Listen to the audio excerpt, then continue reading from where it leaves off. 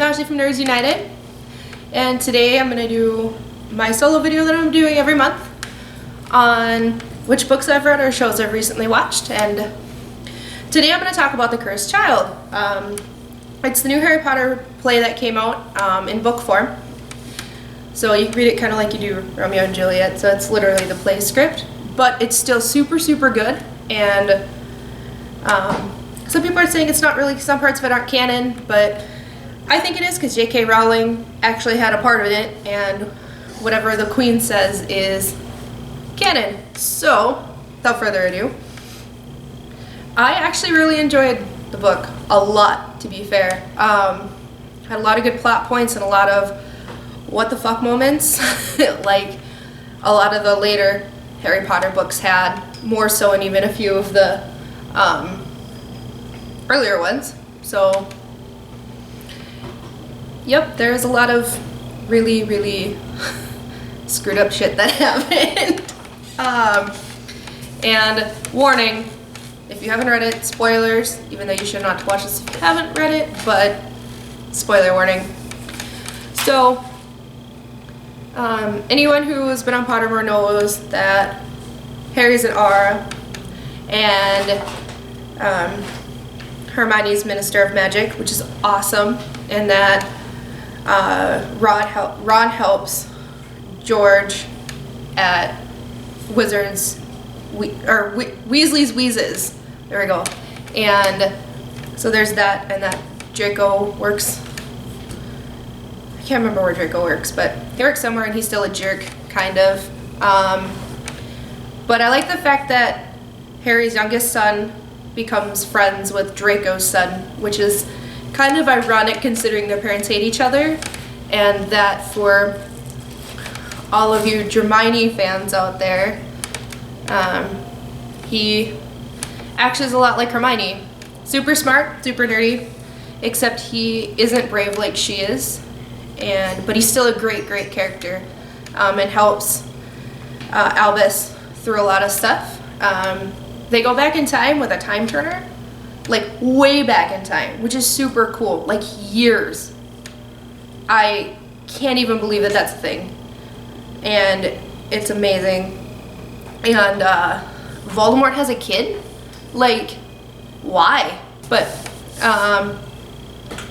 it's I can't believe that that's actually a thing, and I find it kind of gross, especially the fact that it's with Bellatrix. I hate that bitch so much.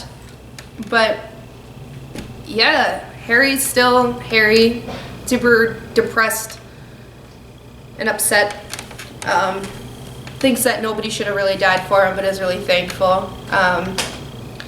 You only hear about some of their kids a little bit, and not too much, but at the end of the book you find out that Albus is more like Harry than you would ever thought, and Albus is put into Slytherin, and because kids are horrible people, well, not all kids, but kids and teenagers are just terrible. They make fun of him for being in Slytherin. They say, oh, that can't be a Potter's kid, he's got to be evil, and he's not. He's just confused and upset. And there's one part when they went back in time and they had changed time because they screwed shit up, and if you do something and change time, it changes a whole ripple effect in the time.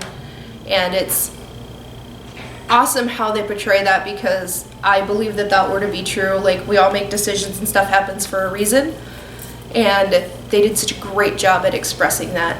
But there's one where he's in Gryffindor and he didn't actually enjoy it, so he didn't even tell the Sorting Hat that he didn't want to be in Slytherin. He was just like, whatevs.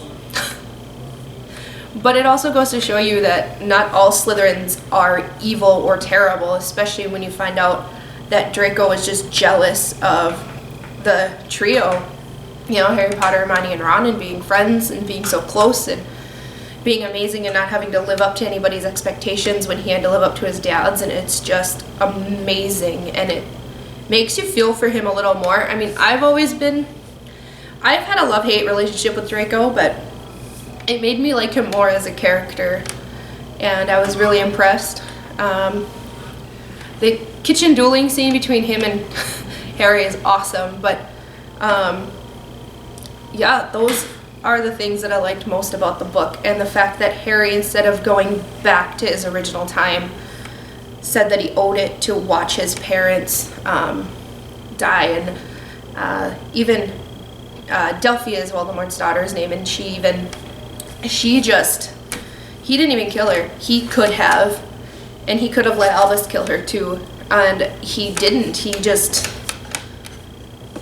said, no, we're gonna take her and we're gonna bring her back to our time and put her in Azkaban, and that's that. Like, no ifs, ands, or buts, just was like, yep, that's what's gonna happen. And I was like, whew, man, if it were me, I would be really vengeful and actually probably kill the bitch, especially when she was gonna try to kill myself and my parents, like she was planning on doing when she went back to the 1970s. I think it was like 1979, 78, something like that. But yeah, it was amazing at how that turned out, and how him and Albus finally become close, because Harry's like, you're actually a lot like me.